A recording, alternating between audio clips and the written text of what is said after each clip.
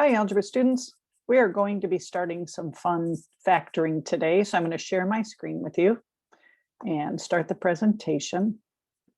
This is one of my favorite topics in algebra, so hopefully you'll like it. It's not too difficult. It's kind of like solving a puzzle, makes it kind of fun. So we have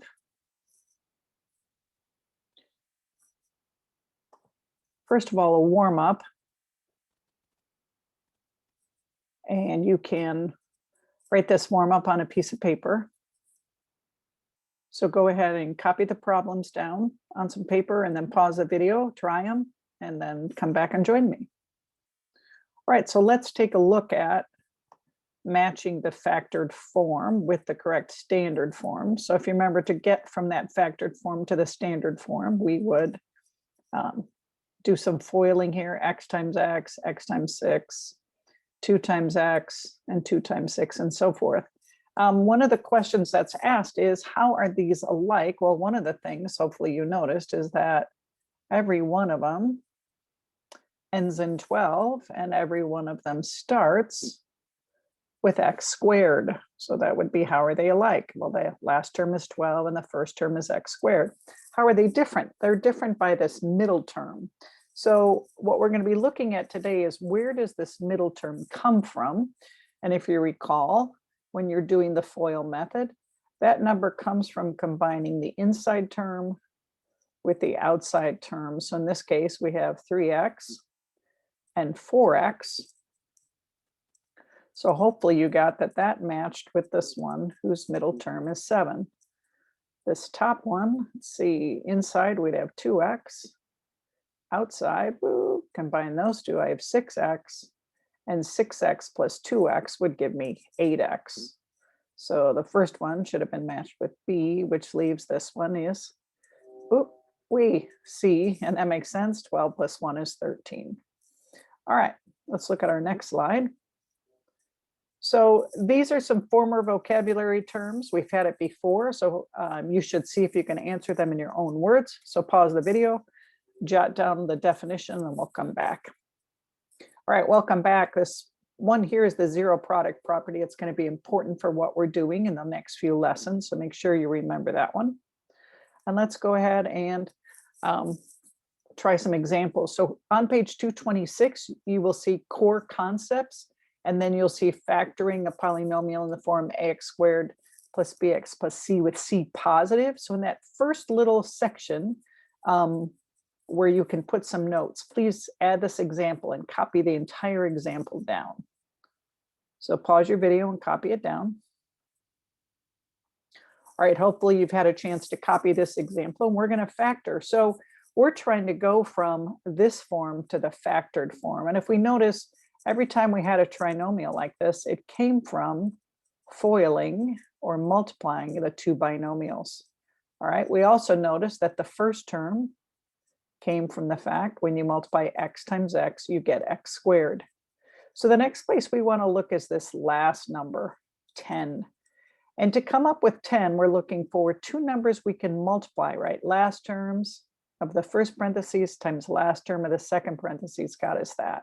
All right, so we're going to think of factors of 10. Well, we could multiply 1 times 10, or we could multiply 2 times 5. Those are our options.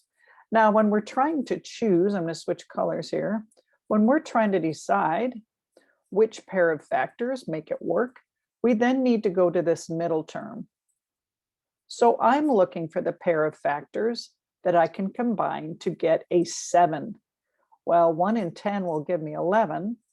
So I'm going to use these two factors. So I'm going to write in my 2 and my 5 as my next step.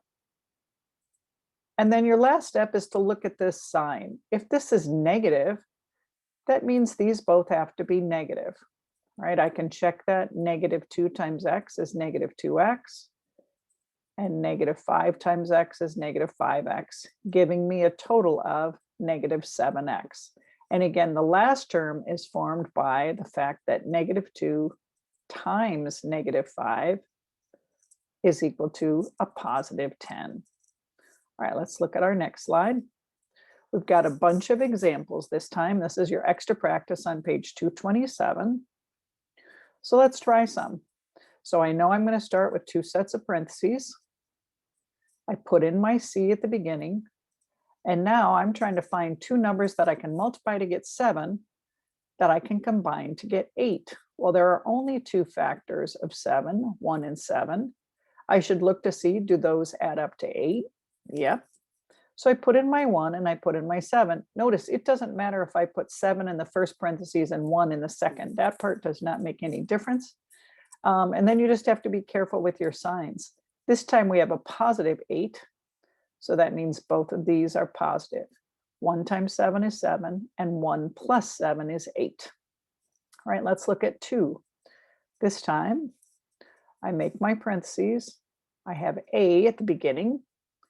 And this time I'm trying to find factors of 64, a pair of which I can combine to get 16. And some of you may already be seeing this one, but let's see, I could try 1 and 64. I could do 2 and 32. I could do 4 and 16. And I could try 8 and 8. Bingo. 8 plus 8 is 16. All right, so I know my 2 factors of 64 that I'm going to use are 8 and 8. Middle term positive means these are both positive. All right, let's look at number 3.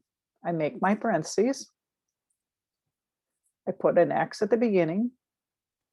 I'm looking for factors of 18 that add up to 11. So 2 things you multiply to get 18 that you can add to get 11. So 18, my options are 1 and 18, 2 and 9, or 3 and 6. So you might want to think, which one of these pairs of factors can you combine to get an 11? Hopefully you're seeing it's 2 and 9. So I write down my 2 and I write down my 9 and I put in my signs. Both positive because this is positive. All right, what you should do at this point is pause the video and try these next few on your own. Then turn the video back on and check and see how you did. So I'm just going to go ahead and write them down. So you should pause and do them on your own before checking.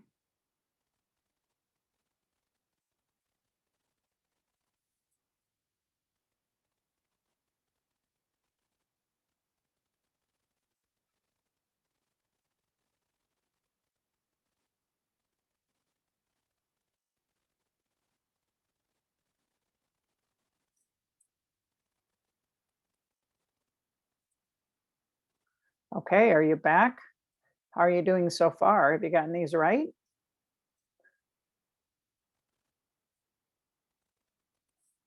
All right, check your work. Let's go on to the next slide. Hey, the next slide is the assignment. So if you haven't done it, turn to page 389 in your book. There's a link in Schoology and do problems 3 to 14. If you have questions, send me an email.